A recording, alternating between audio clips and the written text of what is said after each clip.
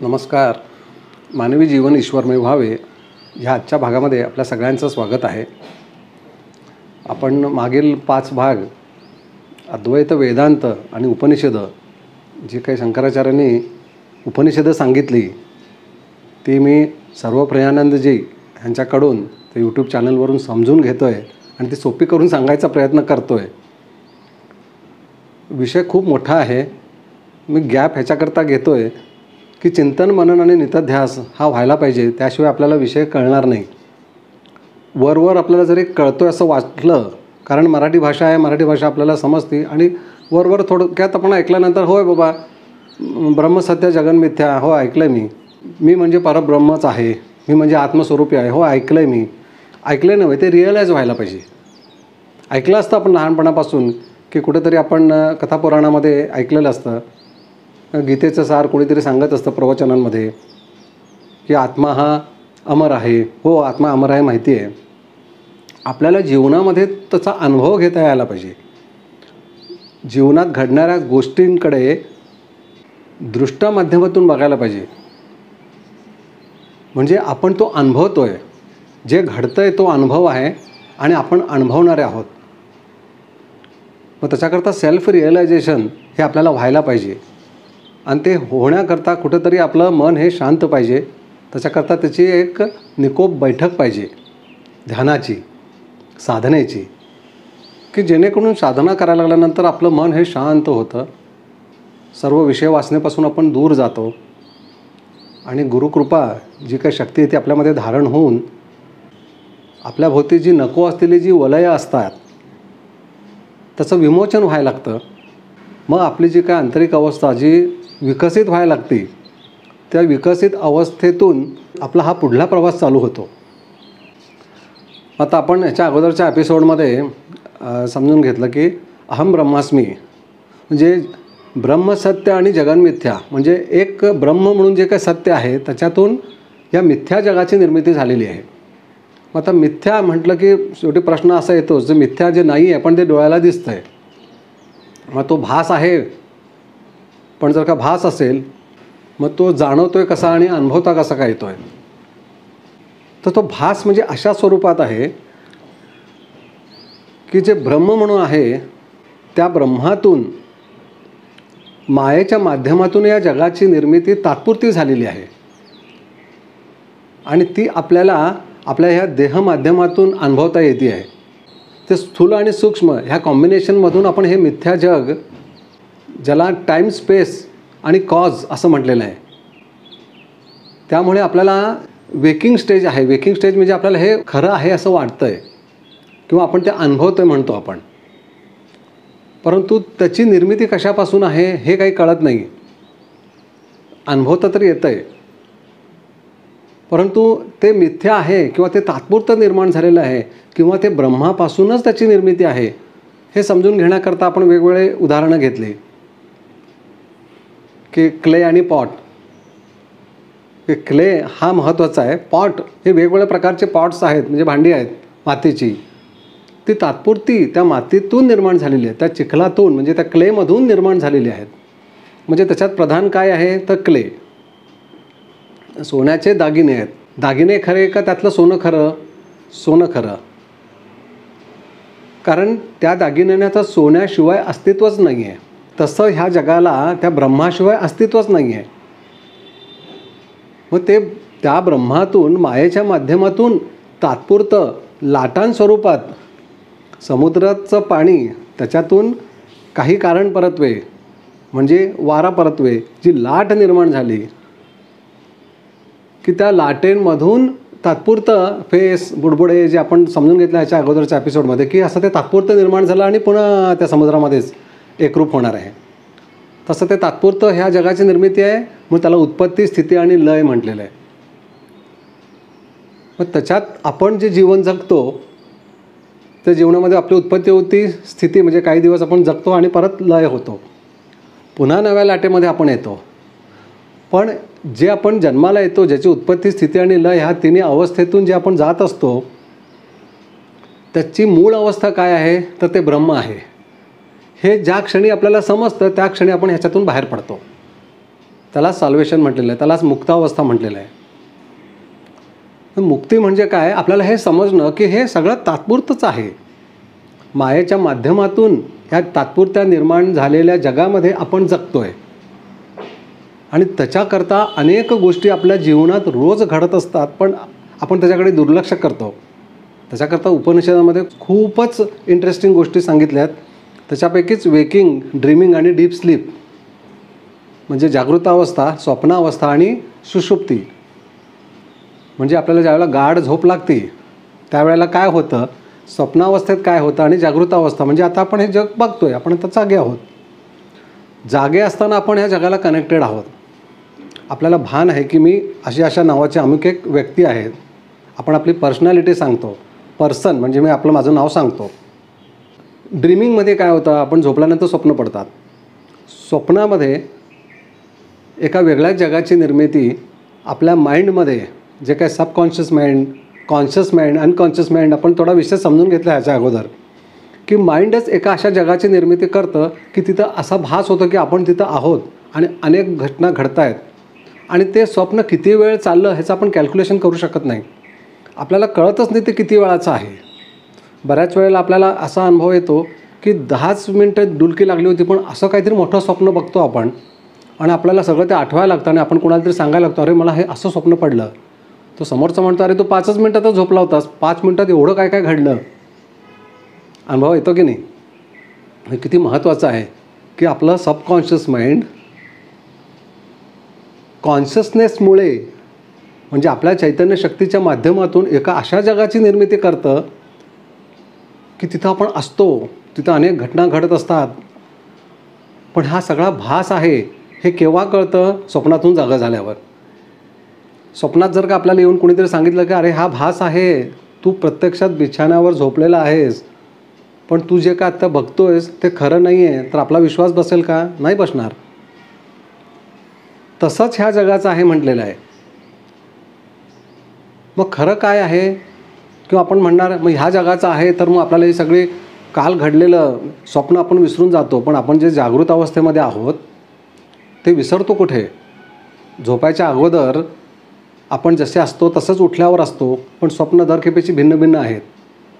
पण स्वप्न ही एक आपल्याला जागृती आणण्याकरता ती घटना आहे. हे कशावरून सिद्ध होतं, तर डीप स्लीप. डीप स्लीपमध्ये आपलं अस्तित्वच नष्ट होतं. आपण कोण आहोत, कुठले काही आपल्याला कळतच नाही. गाढ झोपतो आपण. आपल्या शेजारी ठेवलेला मोबाईल कोणीतरी उचलून नेला तरी कळत नाही आपल्याला. आणि जागं झाल्या क्षणी म्हणजे जागं होणं म्हणजे काय, तर आपण ह्या वेकिंग स्टेजला येणं. मग आता हे जागं असणं, स्वप्न आणि डीप स्लीप ह्या तिन्ही अवस्था आपल्याला अनुभवता येत आहेत, कळतं आहे आपल्याला. मग तो कळणारा कोण आहे, तो मी आहे. म्हणजे तोच कॉन्शियसनेस आहे. म्हणजे कॉन्शियसनेसचा सगळ्यात जवळचा जी काय स्टेज आहे तीच डीप स्लीप म्हटलेलं आहे. आपण गाढ झोपलेलो असतो आणि गाढ झोप ही सगळ्यांची सारखी असती. हा सगळ्यात महत्त्वाचा एक त्याच्यातला पॉईंट आहे. आपण चिंतन मनन केल्याशिवाय ह्या गोष्टी समजणार नाहीत. स्वप्न सगळ्यांची भिन्न आहेत. माझं स्वप्न वेगळं, समोरच्याचं स्वप्न वेगळं, प्रत्येकाची स्वप्न ही भिन्न भिन्न आहेत. आणि जागृत अवस्थेतलं जीवन हे भिन्न आहे. कारण माझ्या कर्मपरत्वे माझ्या जीवनात घटना घडणार आहेत, प्रत्येकाच्या त्या भिन्न असणार आहेत. परंतु गाढ झोप ही सगळ्यांची सारखीच आहे. गाढ झोपेमध्ये एखादा मंत्री आणि एखादा म्हणजे रस्त्यावरचा भिकारी, गाढ झोपेमध्ये सारखेच आहेत दोघंही. कारण काही कळत नाही, हे एकच सत्य आहे. तिथं काय समजतच नाही आहे. कोण आहे मी, देह आहे का नाही आहे, हे जग आहे का काय, काही समजत नाही.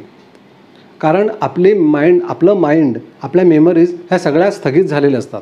स्टॉप म्हणजे स्विच ऑफ केल्यासारखं. एखादं मोठं मशीन आहे आणि त्याचा आपण पॉवर सप्लाय काढल्यानंतर बंद पडतं ते. तसं हे सगळं माइंड लेवलला ज्या काही गोष्टी चालू असतात त्या एकदम सगळ्या बंद होतात. ड्रीमिंगमध्ये चालू असतात. आपलं माइंड जागं असल्यामुळे एका जगाची निर्मिती करतं आणि ते आपल्याला जाणवून देतं की बाबा हे जसं तू अनुभवतोयस तसंच जागृत अवस्थेतलं जग आहे, फक्त त्याची कालमर्यादा जरा जास्ती आहे आणि याची शॉर्ट आहे. पण इथेही तुला कळत नाही आणि तिथेही तुला कळणार नाही आहे. पण गाढ झोपेमध्ये काहीच नाही आहे. म्हणजे काहीच नाही हे सत्य आहे. आणि हे ते अनुभवतोय कोण, तो कॉन्शियसनेस आहे. म्हणजे आपलं खरं स्वरूप जे मूळ आत्मा, ज्याला आपण आत्मन म्हणतो, जे मूळ चैतन्य म्हणतो, ज्याला आपण ब्रह्म म्हणतो, परब्रह्म, अनेक नावं आहेत, तेच सत्य आहे, ते एकच खरं आहे. हे जे सगळं जग आहे, म्हणजे आपण त्याच्याकरता अजून एक विषय समजून घेतला, द्रष्टा आणि दृश्य.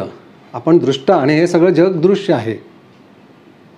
आणि अजून एक काय समजून घेतलं, I am witnessing the world, I am the witnesser. आपण अनुभवणारे आहोत, बाकी जग हे सगळं अनुभव आहे.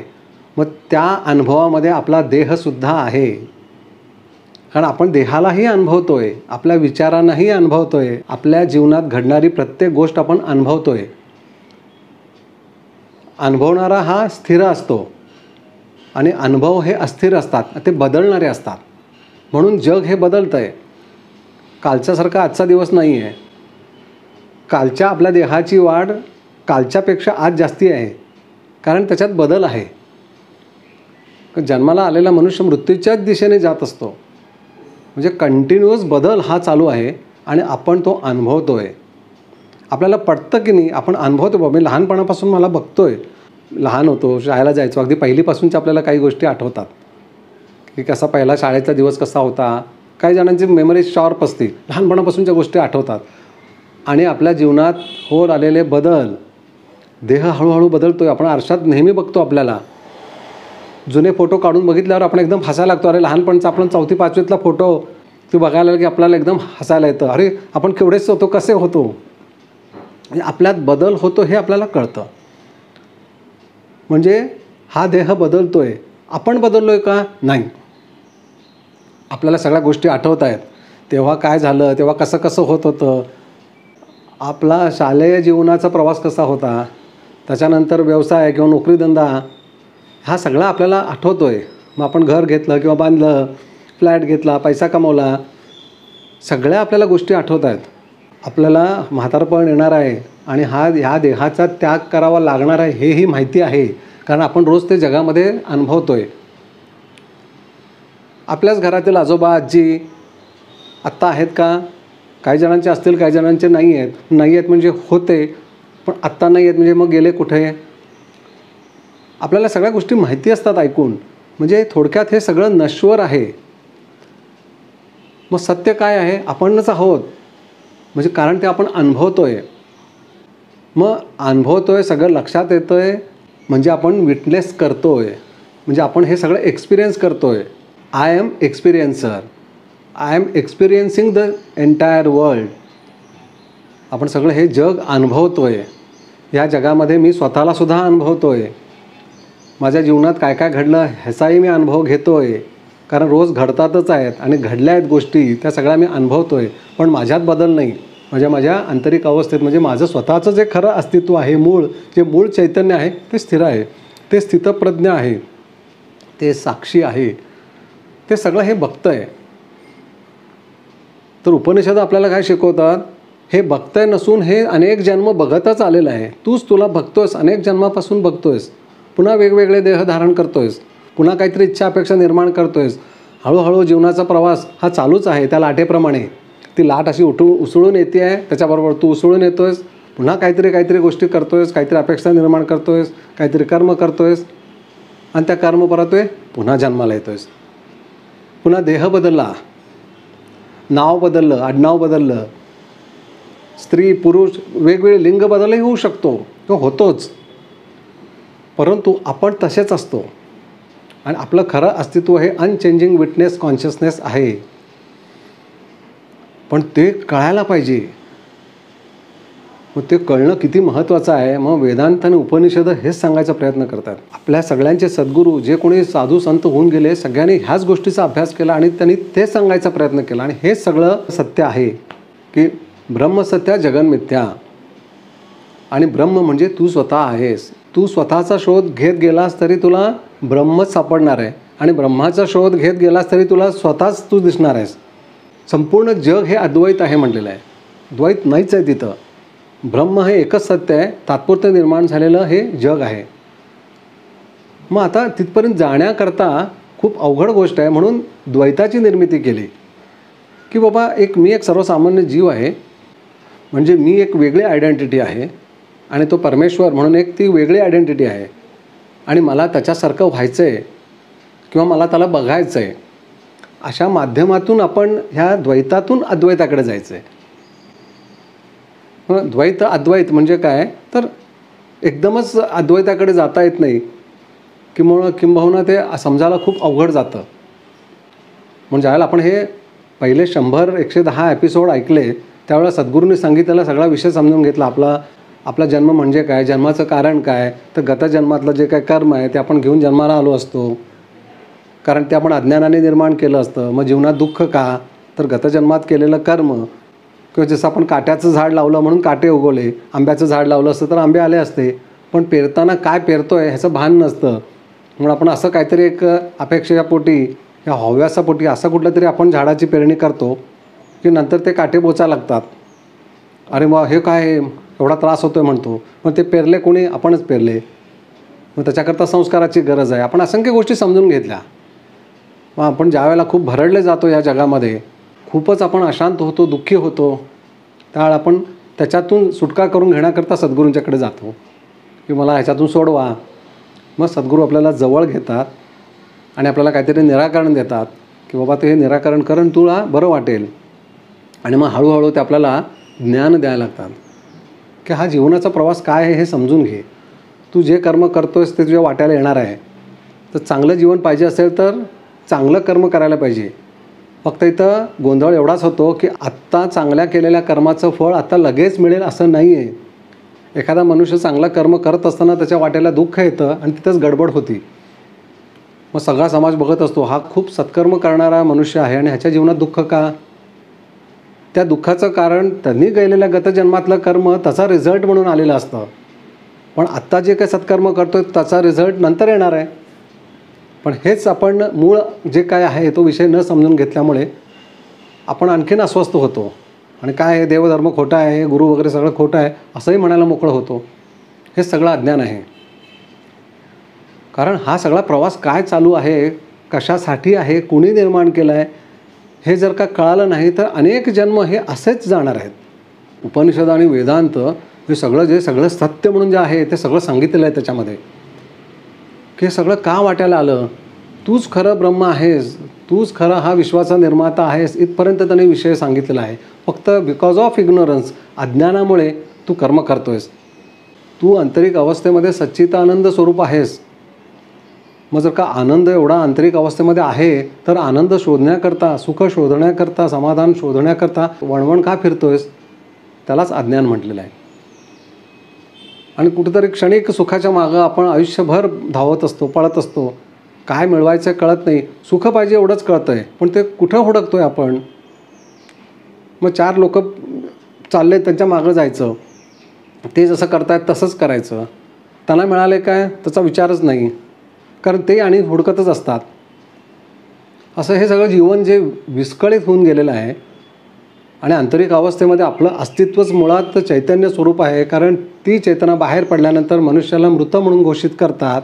मग ते आत आहे म्हणूनच अस्तित्व आहे हे कळतं आहे.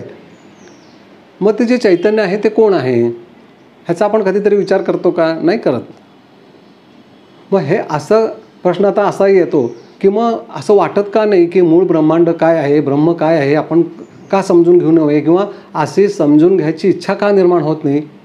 त्याला कारण माया म्हणून सांगितलेलं आहे.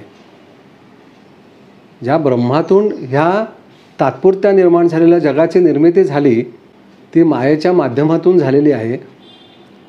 आणि त्या मायेने आवरण आणि विक्षेप अशा पद्धतीने ह्या जगाची निर्मिती केली. विक्षेप म्हणजे काय, हे आपल्याला असं जागृत अवस्थेतलं हे जग दिसतं आहे. जागृत म्हणजे काय, आपल्याला समजतं हे सगळं जग आहे. कितीतरी गोष्टी आहेत, कितीतरी देश आहेत, कितीतरी वस्तुपदार्थ आहेत, हे सगळं आपण अनुभवतो आहे. आवरण म्हणजे काय, आवरण म्हणजे हे कुठून आलं आणि माझं खरं अस्तित्व काय आहे हे न कळू देणं. कारण म्हणून आपल्याला गोंधळ होतो. अरे मी मी मी म्हणतो, अरे मी म्हणतोय मग मी एक दिवशी मरून जातोय. मग कोण मी, कुणाला मी म्हटलं. हे माझ्यासारखा कोणी नाही, माझ्यासारखा हुशार कोण नाही, माझ्यासारखा श्रीमंत कोणी नाही. मग हे सगळं एक दिवशी संपुष्टात येतं, नाहीसं होतं. मग कुणाला म्हणत होतो मी. मग हा देह म्हणजे कोण, मग हे स्थूल देह म्हणतो. मग स्थूल, सूक्ष्म आणि कारण 3 देह आहेत म्हटलं आहे. मग ते अनुभवायला काय येत नाहीत? उपनिषदं सांगतात ते अनुभवाला येत आहेत, पण आपण ते मान्य करत नाही. स्थूल देह अनुभवता येतो आहे. आपण हात हलवतो, मान हलवतो, डोळ्याला दिसतंय, आपण बोलतो आहे, ऐकायला येतं आहे. हे स्थूल देहाची इंद्रिय आहे. ती हा स्थूल देह आहे. सूक्ष्म म्हणजे काय? आपले विचार, आपली बुद्धी, आपलं मन, आपल्या कल्पना, आपल्या भावना. कारण दुःख झालं म्हणतोय. दुःख झालं कशाला, कुणाला झालं दुःख? हाताला झालं, पायाला झालं, छातीला झालं, डोक्याला झालं, कुणाला झालं?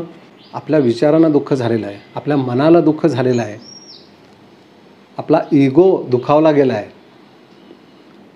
मग हे सगळं सूक्ष्म आहे. आपण रोजच अनुभवतो ते दाखवता येत नाही. आपलं पोस्टमॉर्टम केल्यानंतर काय काय दिसतं? रक्त, मांस, हाडं, किडनी, हार्ट, जे दृश्य स्वरूपात आहे ते सगळं दिसतं. परंतु विचार, मन, बुद्धी, आकलन क्षमता, कल्पना, भावना, भाव काही कळत नाही, ते दिसतच नाही. तेच तर सूक्ष्म आहे. आणि त्यांनी ह्या देहाला आणलेला आहे. तिथं समजून घ्यायचं सगळ्यात महत्त्वाचं हाच विषय. आपला जन्म झाला म्हणजे काय? आपल्या विचारबुद्धी मनाने आपण ज्या काही जीवनात ज्या अपेक्षा निर्माण केल्या होत्या, वासना निर्माण झाल्या होत्या, त्या सगळ्यांनी म्हणून या देहाची निर्मिती केली आहे. निसर्गाने, सृष्टीने हा देह दिला आपल्याला. या देह माध्यमातून काय साध्य करायचं आहे हा त्या विचारांचा, त्या मनाचा विषय आहे. मग जसं आपण जे कर्म केलं असतं ते आपल्याला माहिती आहे तो सगळा विषय, की तो आपल्या सूक्ष्म देहाबरोबर ह्या स्थूल देहात धारण होतो. म्हणजे कर्म कार्यान्वित होतं. गतजन्मात जे काही अपूर्ण विषय आहेत ते आपण ह्या जन्मात, या जीवनात घेऊन येतो. आणि त्याप्रमाणे घटना या जीवनात घडायला लागतात. मग गतजन्मात एखादा अपूर्ण विषय पूर्ण होणं किंवा ह्या जन्मात नव्याने एखाद्या विषयाची निर्मिती होणं आणि तो पूर्ण करण्याचं मागं लागणं, किंवा तो ह्या जीवनात अपूर्ण राहिला म्हणून पुन्हा नव्याने जन्माला येणं, हे जन्ममरण चालू आहे. मग ह्याच्यातून अपेक्षा निर्माण होत आहेत आणि त्या पूर्ण होण्यासाठीचा प्रयत्न आहे आणि त्याच्यातून दुःखाची निर्मिती होती आहे. मनासारख्या गोष्टी घडत नाही आहेत. मग एखाद्याच्या जीवनात घडत आहेत, एखाद्याच्या घडत नाही आहेत. मग ज्याच्या घडत आहेत त्याच्याकडे बघून आपल्याला मत्सर वाटायला लागतो की काय त्याच्यात सगळं छान चाललं आहे, आमच्या जीवनात कायमच दुःख आहे बाबा, आम्हाला नुसते त्रास आहेत, त्याचं बघा किती छान चाललं आहे. मग त्याचं जे छान चाललं आहे असं जे आपल्याला वाटतं आहे त्याचं छान होण्यामागं काहीतरी कारण आहे ना. विनाकारण कुठल्याच गोष्टी जीवनात घडत नाहीत. मग असं काहीतरी कर्म आहे की तो आता उपभोगतो आहे. तसं आता विषय सगळ्यांना आपल्याला ऐकतो आहे आणि अनुभवतो आहे. एखादा पापी माणसाच्या जीवनामध्ये कायम चांगल्याच गोष्टी घडत असतात, पण तो आत्ता पाप करतो आहे, पण चांगलं घडण्यामागचं कारण त्यांनी निर्माण केलं आहे गत जन्मामध्ये, ती पुण्याई आहे, ती आता तो संपवतो आहे. मग हे जे चक्रसारखं चालू आहे, मग ह्याच्यातून सुटणार कधी? सगळ्यात महत्त्वाचा प्रश्न तो आहे. मग उपनिषद आणि वेदांत आपल्याला काय शिकवतात ते ह्याच्यातून तू ह्याच्यातून तू बाहेर ये. कारण तुझ्या माइंड थॉट लेवललाच चालू आहे. माइंड थॉटप्रमाणे पुन्हा काहीतरी आपल्याला पाहिजे असं वाटतं की पुन्हा आपल्याला देह मिळतो, त्या देह परत आपण पुन्हा ते मिळवायचा प्रयत्न करतो आणि कुठंतरी आपल्याला शांतता, सुख, समाधान पाहिजे. परंतु ते परमनंट कुणाकडे आहे तर आपल्याचकडे आहे. आपल्याचकडे म्हणजे आपल्याच कॉन्शियसनेसकडे आहे. आपलं जे मूळ चैतन्य आहे त्याच्याकडेच ते आहे. फक्त ते आपल्यापासून लांब आहे. लांब आहे म्हणजे काय? तर आपण तिकडं गेलेलो नाही आहोत. आपला विषयच तिकडे गेलेला नाही आहे. म्हणून तर आपल्याला हे सद्गुरू येऊन काहीतरी साधना कर, ध्यान कर, म्हणजे सगळे योग, म्हणजे पतंजली योगसूत्र, सांख्य योग, आपले जे सद्गुरू येऊन आपल्याला सगळं ध्यान वगैरे शिकवतात, नामस्मरण शिकवतात, साधना शिकवतात. त्याच्या मागचं कारण काय आहे? तर कुठेतरी आपले नको असलेले विषय कमी व्हावेत. आपली खरी आंतरिक अवस्था, आपलं जे खरं मूळ तत्त्व आहे त्या विषयाकडे आपण जावं आणि ते आपल्याला मिळावं आणि जन्ममरणाच्या ह्या चक्रातून आपली मुक्तता व्हावी. फक्त मुक्ती आपण ऐकतो. अरे मुक्ती म्हणजे नक्की काय? आपण समजून घेतला हा विषय की सगळ्या विषयातून मुक्त होणं. मला काहीच नको आहे, की काही नको आहे हा जो विषय आहे तो काही नको आहे म्हणजेच काय? तीच मुक्तता म्हटलं आहे. तर काही नको आहे म्हणजे काय? जो आंतरिक आत्मा, जे मूळ चैतन्य आहे त्यालाही काही नको आहे. तो कशातच इन्व्हॉल्व नाही आहे. म्हणून तो सगळ्यापासून विभक्त आहे. आपल्या जीवनात ज्या काही गोष्टी घडत आहेत त्या तो बघतो आहे. मग आता काही नको आहे हा जो विषय आहे हा त्या मूळ विषयाला जाऊन कनेक्ट होतो, का त्यालाही काही नको आहे. तो म्हणतो या सगळ्या जगाचीच निर्मिती जिथं मी केलेली आहे तिथं मला काय हवं असणार आहे. सगळं विश्वच माझं आहे, त्या विश्वाकडून मी काय अपेक्षा करणार. माझ्यापासूनच ह्या जगाची निर्मिती आहे. म्हणून सर्वप्रियानंदजी ते एक्सप्लेन करताना काय म्हणतात, you are the infinite unchanging witness consciousness who experience entire world through this body mind and thought. किती सुंदर आहे समजून घेतलं तर, की आपणच या देहमाध्यमातून हे सारं विश्व या सेन्स ऑर्गन्समधून समजून घेतो आहे, अनुभवतो आहे. पण आपलं खरं अस्तित्व आत्मस्वरूप आहे, चैतन्य स्वरूप आहे हे आपल्याला कळलं पाहिजे. ते जर का कळलं तर फक्त सच्चिदानंद ही एकच अवस्था शिल्लक राहते. बाकी जगाकडून सगळ्या अपेक्षा शून्य.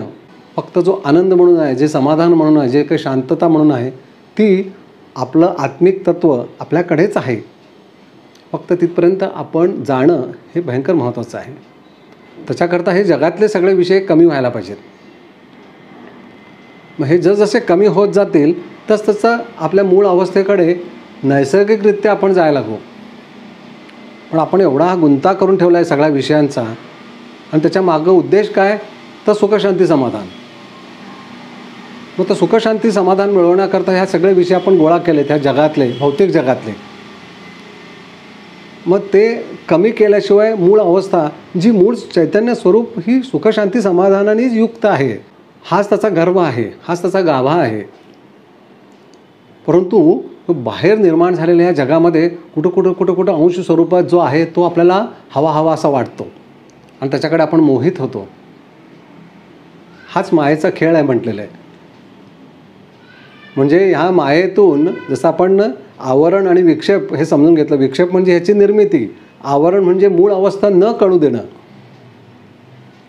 पण ह्याच जगामध्ये तोच आहे ना, ब्रह्मापासूनच सगळ्याची निर्मिती आहे. मग तिथंच हे सगळे सद्गुरू, या सगळ्या देवदेवता, हे सगळे ऋषीमुनी, साधू संत, हे सगळे वेगवेगळ्या ठिकाणी या मायेच्या माध्यमातून स्वतःची सोडवणूक करून जे आपल्यासारखे पामर, जे अज्ञानी आहेत, अशांना सोडवण्याकरता कायम प्रयत्नशील असतात. ते म्हणतात तुम्ही फक्त विचाराची दिशा बदला, आम्ही तुम्हाला लगेच इथून उचलतो म्हणजे काय, तुमच्या मूळ अवस्थेला तुम्हाला घेऊन जातो. जो आनंद तुम्ही ह्या जगात ह्या मायेच्या बाजारात हुडकताय तो तिथं नाही आहे.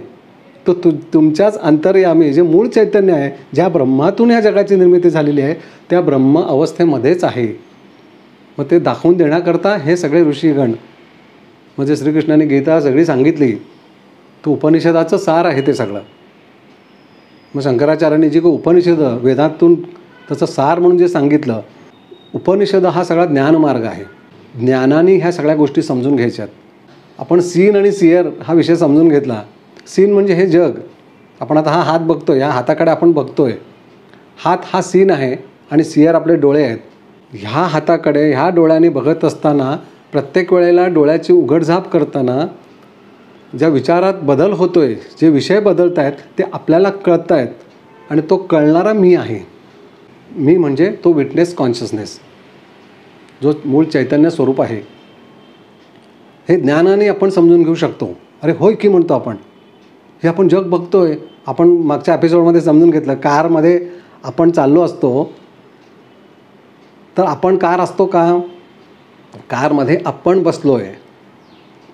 तसं आपण हे देह माध्यमामध्ये आपण बसलो आहे, आपण बघतोय, मी काय बघतोय, मी काय विचार करतोय, अशा स्वरूपात हे समजून घ्यायचं आहे. की मग लक्षात येतं की म्हणजे मी म्हणजे देह नाही आहे. मग हे सगळं काय दिसतंय, असेच कुठले तरी विषय, विचार, अपेक्षा, वासना, ह्या सगळ्यांनी मिळून पुन्हा ह्या देहाची निर्मिती केली आहे. कारण त्या अपेक्षा, त्या इच्छा, वासना पूर्ण होण्याकरता या देहाची गरज आहे, म्हणून ह्या देहाची निर्मिती झाली आहे. आणि पुन्हा हा जीवन जगतोय, मी ते बघतोय आतून. मग आता काही जण म्हणतील, अहो आम्हाला समजत नाही हो, मग ह्याच्यापेक्षा सोपा काही मार्ग नाही का समजून घेण्याकरता, कारण ज्ञान अवघड पडतं समजून घ्यायला. आहे ना, म्हणून तर कर्ममार्ग सांगितला आहे, भक्तिमार्ग सांगितला आहे, योगमार्ग, राजमार्ग सांगितला आहे, किंवा जेणेकरून ध्यान आहे. कर्ममार्ग आपल्याला माहिती आहे की प्रामाणिकपणे, सज्जनपणे जे काय आपण काम करतो ते परमेश्वराचंच आहे, ते देवदेवतांचंच आहे, अशा पद्धतीनं आपण प्रामाणिकपणे आपलं कर्म करत राहणं, की जेणेकरून ह्या सगळ्यातून आपण बाहेर पडू. किंवा मग तो जो कोण परमेश्वर आहे त्याला समजून घेण्याकरता काही ध्यान आहे. मग तिथं पतंजली सूत्र आहेत, योगसूत्र आहेत, की जेणेकरून त्याच्यातून आपण ध्यान या अवस्थेतून त्या मूळ आपल्या आंतरिक अवस्थेकडे आपण जाऊ शकतो. तिथं मनाची एकाग्रता आहे. मग त्याच्याही पुढली अवस्था काय तर ज्ञानमार्ग सांगितला आहे, की तुम्ही समजून घ्या. बुद्धी माध्यमातून आपण हा सगळा विषय समजून घेऊ शकतो. पण त्याच्याकरता ध्यानाची पण गरज आहे आणि कर्माची गरज आहे. आणि सगळ्यात महत्त्वाचं या देवदेवतांच्यापासून सुरुवात आहे, कारण त्यांची तरी गरज आहेच आहे. कारण हे सगळे मिळूनच आपण जे अडकलेले मानव आहोत त्यांना सोडवण्याचा प्रयत्न नकळतपणे ह्या सगळ्या देवदेवता, हे सगळे सद्गुरू, साधू संत हे सगळे कायम प्रयत्नशील असतात. कारण ते सगळे मुक्तावस्थेला गेलेले आहेत, ते पुढल्या अवस्थेला गेलेले आहेत. आपण सगळे अडकलो आहे, आपल्या सगळ्यांना त्यांना सोडवायचं आहे. मग आपण भौतिक जगातील आपल्याला आणखीन सुख पाहिजे म्हणून ज्यावेळेला आपण त्यांच्याकडे ज्यावेळेला याचना करायला लागतो त्यावेळेला ते दुःखी असतात. ते म्हणतात हा पुन्हा याच्यातच अडकणार, ह्याला काय मुक्तावस्था नको, याला पुढली अवस्थाच नको आहे. किंवा जो त्याची खरी अवस्था आहे, जी सच्चिदानंद आत्मस्वरूपी आहे, त्या विषयाकडे त्याला जायचंच नाही आहे. तो फक्त ऐहिक विषयाधीन होतो आहे आणि आणखीन काहीतरी इथलीच मला सुखं पाहिजेत म्हणून याचना करतो आहे. त्यांना इंटरेस्ट नाही आहे. ते म्हणतात आय एम नॉट इंटरेस्टेड. पण आपण जर का ह्या मूळ अवस्था, जे मूळ चैतन्य आहे ते खरं काय आहे हे समजून घ्यायच्या विचारात जर का आलो तर हे सगळे आपल्यावर प्रसन्न होतात. आणि ते म्हणतात तू ज्ञान करून घे, तुला हे सगळं जग काय आहे कळेल. हे ब्रह्म काय आहे, मायेच्या माध्यमातून हे जग कसं निर्माण झालं आहे, हे तात्पुरतं कसं आहे, आणि हे तुला कळण्याकरता स्वप्न ही अवस्था कशी दिली होती. मग गाढ निद्रा, ह्याच्यातून तू बाहेर आल्यानंतर तुला हे पुन्हा जग अपिअर झालेलं दिसतंय, म्हणजे हे तात्पुरतं निर्माण झालं, म्हणजे निर्माण झालेलं आपल्याला कळतंय. गाढ झोपेतून जागा झाल्यावर आपल्याला एकदम कळतं अरे आपलं त्यावेळेला अस्तित्व, त्याची जाणीव होती, म्हणजे ते पुन्हा अपिअर झालं. ते गाढ झोपेमध्ये डिसअपिअर होतं, ते अंतर्धान पावलं होतं, ते परत जागृत अवस्थेत आलं. म्हणजे ह्या सगळ्या गोष्टी आपल्याला कळत आहेत. पण हे काय आहे इकडं आपण विचार करायला जात नाही. हे असं का रोज अनुभवायला मिळतं. गाढ निद्रेमध्ये आपण साऱ्या जगापासून डिस्कनेक्ट झालो असतो, म्हणजे ती अवस्था काय आहे ह्याच्याबद्दल आपण कधीही विचार करत नाही. वेदांत उपनिषद ही सगळी त्या सगळ्या मूळ विषय आपल्याला समजण्याकरताच आहेत. मग आपण ती जर का समजून घेतली तर त्याच्यासारखं सुंदर काही असू शकत नाही. मग आपल्याला ह्या सगळ्या गोष्टी कळाव्यात म्हणून सांगण्याचा प्रयत्न आहे. मी आत्तापर्यंत ज्या काही गोष्टी सांगितल्यात, जेवढं सांगणं शक्य आहे यथाशक्ती यथा ज्ञानानं मी सांगायचा प्रयत्न करतो आहे. खूप गोष्टी ह्याच्यात समजून घेण्यासारख्या आहेत. आपल्याला इंटरेस्ट निर्माण व्हावा एवढीच अपेक्षा आहे. एकदा इंटरेस्ट निर्माण झाला की प्रत्येकजण वैयक्तिक स्तरावर ह्या विषयाच्या मागे लागेल आणि खूप गोष्टी त्याच्यातून समजून घेण्यासारख्या आहेत. तर आपल्याला ह्याची ओढ निर्माण व्हावी म्हणून एवढा माझा हा प्रयत्न. नमस्कार.